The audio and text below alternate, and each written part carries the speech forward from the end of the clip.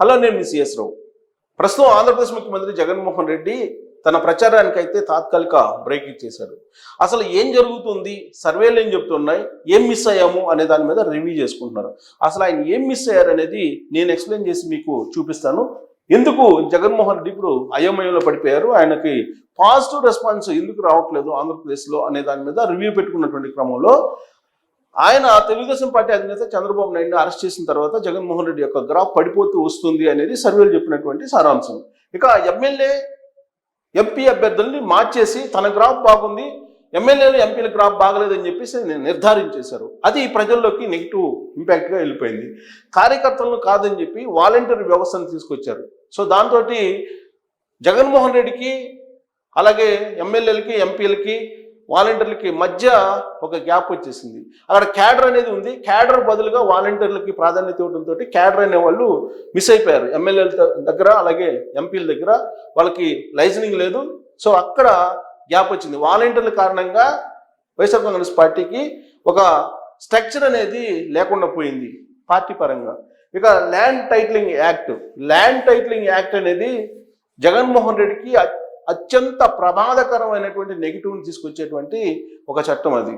ఒకవేళ ఆయన కనుక ఓటేస్తే రాబోయేటువంటి రోజుల్లో ఆస్తులన్నీ కూడా ఒరిజినల్ డాక్యుమెంట్లు తీసుకొని ఆయన తాకట్టు పెట్టుకుంటాడు అనేటువంటి ప్రచారం వెళ్ళిపోయింది. దానికి అనుగుణంగా ఆయన రీసర్వే చేసి ఆయన బొమ్మతోటి పాస్ పుస్తకాలు ఇస్తున్నారు.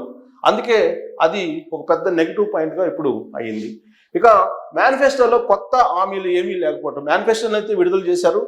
నవరత్నాలు 2.0 అన్నారు ఆయన. కానీ ఆ నవరత్నాలు ఏవైతే ఉన్నాయో వాటినే సరిగ్గా అమలు చేయలేదు అనేటువంటి అభిప్రాయం ఉంది. ఎందుకంటే రైతులకు చెప్పింది 13,500 ఆయన చెప్పింది, కానీ ఆయన ఇస్తుంది 7,500. మిగతా 6,000 నరేంద్ర మోడీది. అలాగే మిగిలినటువంటి స్కీముల్లో కూడా చాలా కోత పెట్టారు అనేది ఉంది, అసంతృప్తి ఉంది. సో దాన్నే నమ్ముకొని మళ్ళీ 2.0 అంటూ నవరత్నాల్ని చెప్పారు.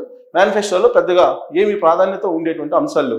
ఆయన 28 పథకాలను రద్దు చేశారు. ఆ పథకాల గురించి మాట్లాడలేదు ఆయన. వివిధ వర్గాలకు సంబంధించి ఎస్సీ, ఎస్టీ, బీసీ, మైనారిటీలకు సంబంధించి వాటి గురించి మాట్లాడకపోవడం అనేది మేనిఫెస్టోలో అదొక పెద్ద డ్రాబ్యాక్. ఇక గులకరాయితోటి సానుభూతి వస్తుంది అనుకున్నారు. ఆయన స్టిక్కర్ వేసుకున్నారు. దాదాపుగా 3 వారాల పాటు స్టిక్కర్ వేసుకున్నారు. కానీ సానుభూతి రాలేదని సర్వేలు చెప్పిన తర్వాత ఆ స్టిక్కర్ను తీసేయటం అనేది అదొక మైనస్ పాయింట్. ఇక 3 రాజధానులు అనేది ఆయన అనౌన్స్ చేశారు. మేనిఫెస్టో ప్రకటించేటువంటి సందర్భంగా మళ్ళీ 3 రాజధానులు వైజాగ్లోనే నేను ప్రమాణ స్వీకారం చేస్తానని చెప్పడం అనేది ఆయన చేసినటువంటి మరొక పెద్ద తప్పు. ఇక ఇంటి దగ్గరే పెన్షన్లు ఇవ్వకుండా వృద్ధుల్ని ప్రస్తుతం ఇబ్బంది పెడుతున్నారు. ఎందుకు ఇబ్బంది పెడుతున్నారు అంటే చంద్రబాబు నాయుడు మీద చెప్తున్నారు కానీ కంప్లైంట్ చేశారని. అక్కడ సిటిజన్స్ ఫర్ డెమోక్రసీ అనేటువంటిది ఒక సంస్థ కంప్లైంట్ చేసింది. దాని మూలంగా ఈ మొత్తం వాలంటీర్ వ్యవస్థని ఎన్నికల ప్రక్రియకి దూరంగా పెట్టారు. ఫలితంగా ఇప్పుడు పెన్షన్లు ఏప్రిల్లో కానీ మేలో కానీ కేవలం జగన్మోహన్ ప్రభుత్వం కారణంగానే ఇబ్బంది పడుతున్నాం అనే అభిప్రాయం వృద్ధుల్లోకి వెళ్ళిపోయింది. సో చెప్పుకోవడానికి చేసింది ఏమీ లేదని చెప్పి అబద్ధాలని కళ్ళు ఆర్పకుండా తన బిగ్గర గొంతుతోటి చెప్తున్నారు అనేటువంటి అభిప్రాయం ప్రజల్లోకి చాలా బాగా బలంగా వెళ్ళిపోయింది. కారణం ఏంటంటే సిపిఎస్ రద్దు అన్నారు, మద్య నిషేధం అన్నారు, ప్రత్యేక హోదా అన్నారు. ఇవేమీ ఇప్పుడు మాట్లాడలేదు ఆయన. సో అందుకే ఆయన అబద్ధాలు చెప్తున్నారు అనేటువంటి అభిప్రాయం వెళ్ళిపోయింది ప్రజల్లోకి. వివేక హత్య కేసులో అవినాష్ రెడ్డికి ఫుల్ సపోర్ట్ చేయడం కూడా ఆయన చేసినటువంటి పెద్ద తప్పుగా ఇప్పుడు ప్రజల్లో బలంగా ఉంది. కారణం ఏంటంటే సిబిఐ అవినాష్ రెడ్డికి సంబంధించినటువంటి అంశంలో చాలా క్లియర్గా షార్ట్ షీట్ వేసింది. దాన్నే కాదంటున్నారు జగన్మోహన్ రెడ్డి. అది పెద్ద నెగిటివ్ పాయింట్. ఇక షర్మిల ప్రైవేట్ జీవితంలోకి వెళ్ళి వైఎస్ఆర్ కాంగ్రెస్ పార్టీకి సంబంధించినటువంటి సోషల్ మీడియా కానీ లేదంటే మెయిన్ మీడియా కానీ ఆమెను దూషించడం, ఆమెను ప్రైవేట్ జీవితాల్లోకి వెళ్ళి కించపరచడం, ఇవన్నీ కూడా పెద్ద నెగిటివ్ పాయింట్స్. ఆమె కట్టుకున్నటువంటి చీర పసుపు కలర్ ఉందని చెప్పి కామెంట్ చేయడం కూడా మహిళలకు ఎంత గౌరవిస్తారు జగన్మోహన్ రెడ్డి అనే దానికి నిదర్శనంగా అది కన్వర్ట్ అయ్యి నెగిటివ్ పాయింట్గా మారింది. ఇంకా ఎన్డీఏలో చేరడానికి ఆయన ప్రయత్నం చేస్తున్నాడు అనేటువంటి సంకేతాలు జగన్మోహన్ రెడ్డి ఇచ్చారు. అంటే వైఎస్ఆర్ కాంగ్రెస్ పార్టీ ఎంపీలతోటి కూడినటువంటి ప్రభుత్వం ఢిల్లీలో ఏర్పడబోతుంది, అది ఎన్డీఏ అనేటువంటి సంకేతాలు ఇచ్చారు. ఎన్డీఏలో కలుస్తానని సంకేతాలు ఇవ్వడం కూడా జగన్మోహన్ రెడ్డికి ఒక పెద్ద మైనస్ పాయింట్. మైనారిటీ ఓట్లు దూరం అవుతున్నాయి. ఇక ధర్మారెడ్డిని తిరుమల తిరుపతి దేవస్థానం ఈవోని కొనసాగించాలని లేఖ రాశారు జగన్మోహన్ రెడ్డి. ధర్మారెడ్డి మీద ఇప్పటికే అనేకమైనటువంటి నెగిటివ్ పాయింట్స్, ఆరోపణలు ఉన్నాయి. అలాంటి ఆయన్ని కంటిన్యూ చేయటం అంటే తిరుమల తిరుపతి దేవస్థానాన్ని బేస్ చేసుకొని జగన్మోహన్ రెడ్డి ప్రభుత్వం ఏదో చేస్తుంది అనేటువంటి అనుమానాలకు బలం చేకూరేలాగా ఆయన లెటర్ ఉంది. ఇక విజయమును గౌరవాధ్యక్షురాలుగా వైఎస్ఆర్ కాంగ్రెస్ పార్టీ నుంచి తొలగించారు, అది కూడా నెగిటివ్ పాయింట్. విజయసాయి రెడ్డిని ఉత్తరాంధ్ర ఇన్ఛార్జిగా ఎందుకు తీసేశారు, మార్చారు అనేది అందరికీ తెలుసు. అక్కడ ఆయన ల్యాండ్ గ్రాబింగ్ పాల్పడ్డారు అనేటువంటి ఆరోపణల మీద ఆయన తొలగించారు అనేది మైనస్ పాయింట్. ఇంకా తిరుమల నిధుల్ని, తిరుమల తిరుపతి దేవస్థానానికి సంబంధించిన నిధులను విచ్చలవిడిగా సొంత పార్టీ వాళ్ళకి కాంట్రాక్ట్ రూపంలో ఇచ్చి వాటిని దుర్వినియోగం చేశారు, తిరుమల తిరుపతి దేవస్థానానికి ఉన్నటువంటి కళ తప్పేలా చేశారు అనేటువంటి అభిప్రాయం జగన్మోహన్ రెడ్డికి, జగన్మోహన్ రెడ్డి ప్రభుత్వం మీద ఉంది. ఇక కరుణాకర్ రెడ్డిని తిరుమల తిరుపతి దేవస్థానం చైర్మన్గా చేశారు. ఆయన మీద అనేకమైనటువంటి ఆరోపణలు ఉన్నాయి. అన్యమతస్తుల్ని ప్రోత్సహిస్తారు కరుణాకర్ రెడ్డి అనేటువంటి ఒక అపవాదం ఆయన మీద. అయినప్పటికీ ఆయన్ని తిరుమల తిరుపతి దేవస్థానం చైర్మన్గా చేశారు, అది ఒక పెద్ద పాయింట్ నెగిటివ్గా. ఇక పరిమళనత్వాన్ని, రాజశేఖర రెడ్డి చనిపోయినప్పుడు రిలయన్స్ మీద అపవాదం మోపినటువంటి జగన్మోహన్ రెడ్డి అదే రిలయన్స్ గ్రూపుకు సంబంధించిన పరిమళనత్వానికి ఆయన రాజ్యసభ సీట్ ఇవ్వడం అనేది ఒక పెద్ద మైనస్ పాయింట్ వైఎస్ఆర్ కాంగ్రెస్ పార్టీకి. ఇక దావోస్ వెళ్ళి ఆదానితోటి చట్టాపట్టాలు వేసుకొని ఆయనతోటి కలిసి బిజినెస్ ఒప్పందాలు చేసుకోవడం అనేది ఒక పెద్ద మైనస్ పాయింట్గా జగన్మోహన్ రెడ్డికి కనిపిస్తుంది. అది మోడీ ఏం చెప్తే అది చేస్తున్నారు అనే దానికి ఆ భేటీ ఉదాహరణగా వెళ్ళిపోయింది ప్రజల్లోకి. ఇక విశాఖలో ఋషికొండ మీద 500 కోట్ల రూపాయల పైగా విలాసవంతమైనటువంటి భవనం నిర్మించుకున్నారు జగన్మోహన్ రెడ్డి. అక్కడ పర్యావరణానికి విరుద్ధంగా, అలాగే నిబంధనలకు విరుద్ధంగా విలాసవంతమైనటువంటి నిర్మాణం చేపట్టారు. ఆ భవనం 500 కోట్లు అయిపోయింది అని చెప్పి సోషల్ మీడియాలో వైరల్ అయినటువంటి అంశం పెద్ద నెగిటివ్ పాయింట్ వైఎస్ఆర్ కాంగ్రెస్ పార్టీకి. ఇక విశాఖ రైల్వే జోన్కు సకాలంలో భూములు ఇవ్వకపోవడం, ఇప్పటికి కూడా భూములు ఇవ్వలేదని బీజేపీ చెప్పడం, ఇవన్నీ కూడా నెగిటివ్ పాయింట్సే. పోలవరం ఎత్తు తగ్గించడానికి జగన్మోహన్ రెడ్డి సిద్ధపడ్డారు, అది కూడా ఆయనకు ఒక పెద్ద మైనస్ పాయింట్. ఇక కడప జిల్లా వాళ్ళనే సిఎస్గా అలాగే డీజీపీగా నియమించుకొని ఆయన సామాజిక వర్గ ఈక్వేషను లేదంటే సామాజిక ఈక్వేషను నేను అందరికీ ప్రాధాన్యత ఇస్తానని చెప్పడంలో అసలు నిజం లేదు అనే దానికి మొత్తం కడప జిల్లాకు సంబంధించినటువంటి చీఫ్ సెక్రటరీ, డీజీపీ, ముఖ్యమంత్రి ముగ్గురు ఉండటం, ఒకే జిల్లాకి ఒకే సామాజిక వర్గానికి సంబంధించినటువంటి వాళ్ళు ఉండడం అనేది ఒక పెద్ద మైనస్ పాయింట్ ఆయన చెప్పేటువంటి సామాజిక ఈక్వేషన్కి. ఇక ఏపీసీఐడి ఓవర్ యాక్షన్ చేసింది. ఏపీసీఐడి ఏ విధంగా గత 5 సంవత్సరాల నుంచి ఇళ్లలోకి అర్ధరాత్రి పూట వెళ్ళి ఏ విధంగా భయకంపితులు చేసింది ప్రజల్ని అనేది చూసాం, అది ఒక పెద్ద మైనస్ పాయింట్. ఏపీసీఐడి అంటేనే జగన్మోహన్ రెడ్డి ప్రైవేట్ సైన్యం అనేటువంటి ఒక అభిప్రాయం ప్రజల్లోకి బలంగా వెళ్ళడం అనేది ప్రమాదకరం వైఎస్ఆర్ కాంగ్రెస్ పార్టీకి రేపు ఎన్నికల్లో. ఇక రఘురామకృష్ణరాజు పైన 3rd డిగ్రీ ప్రయోగించినటువంటి సంగతి అందరికీ తెలిసిందే. ఆయన కూడా చెప్పారు, ఆల్రెడీ లోక్సభ స్పీకర్ కూడా కంప్లైంట్ చేశారు. 3rd డిగ్రీ ప్రయోగించడం తీసుకెళ్లి పోలీసుల ద్వారా అనేది జగన్మోహన్ రెడ్డికి ఒక పెద్ద నెగిటివ్ పాయింట్. సామాన్య ప్రజల్లో కూడా అలాంటి అభిప్రాయం ఉంది.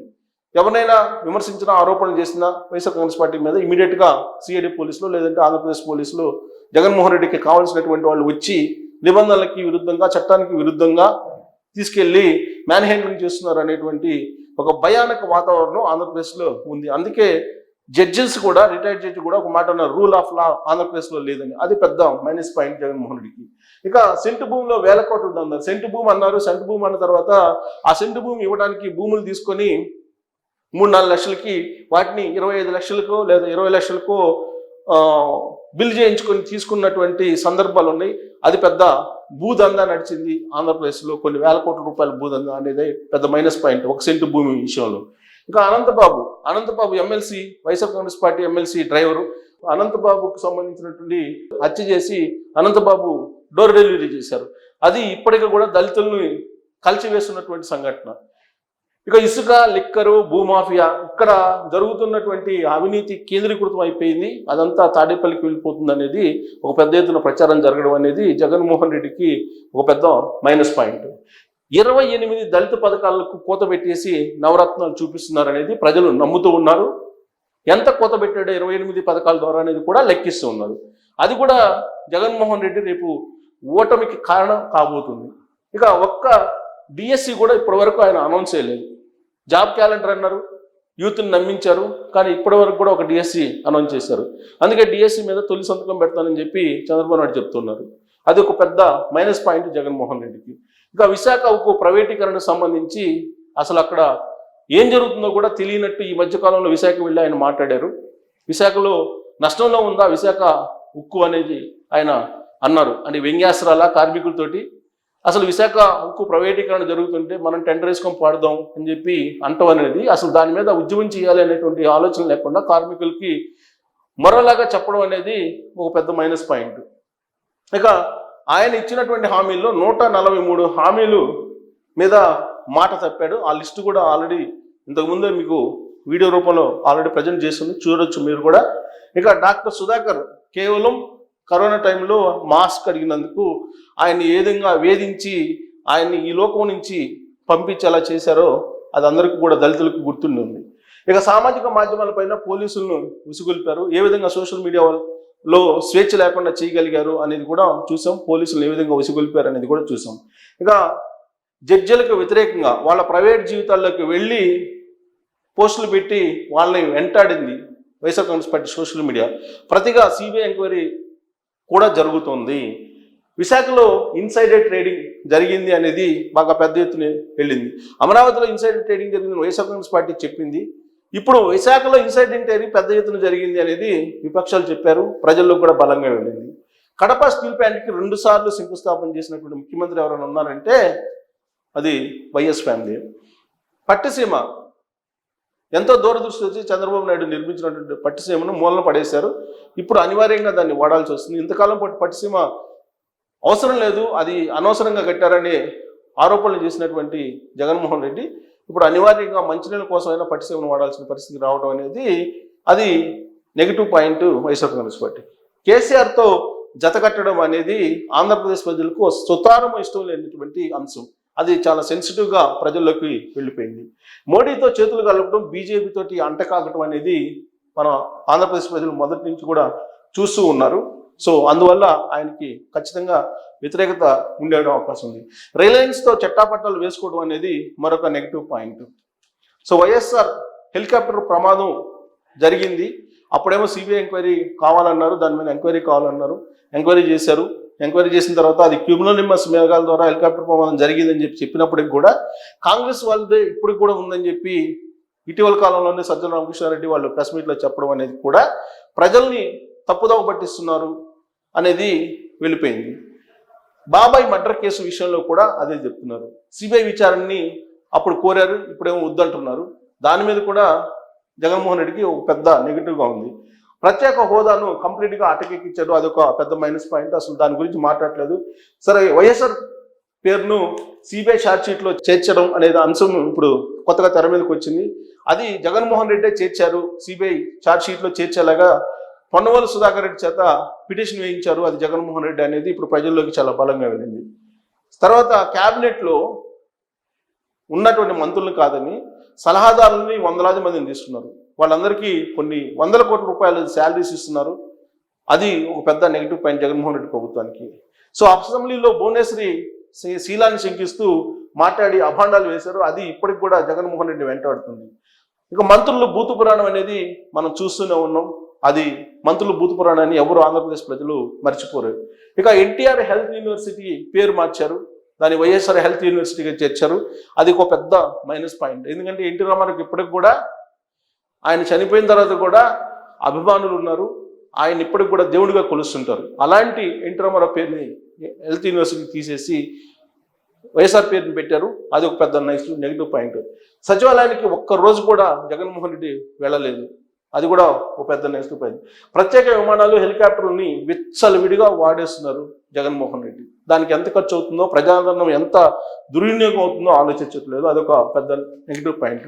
ఇవన్నీ కూడా జగన్మోహన్ రెడ్డికి రేపు రాబోయేటువంటి రోజుల్లో ఒక పెద్ద హడ్డిలుగా మారబోతున్నాయి ఈ అంశాలు. ఇవన్నిటిని అధిగమించి జగన్మోహన్ రెడ్డి ఎన్నికల్లో గెలవగలడా లేదా అనేది మీరే డిసైడ్ చేయొచ్చు. Thank you very much.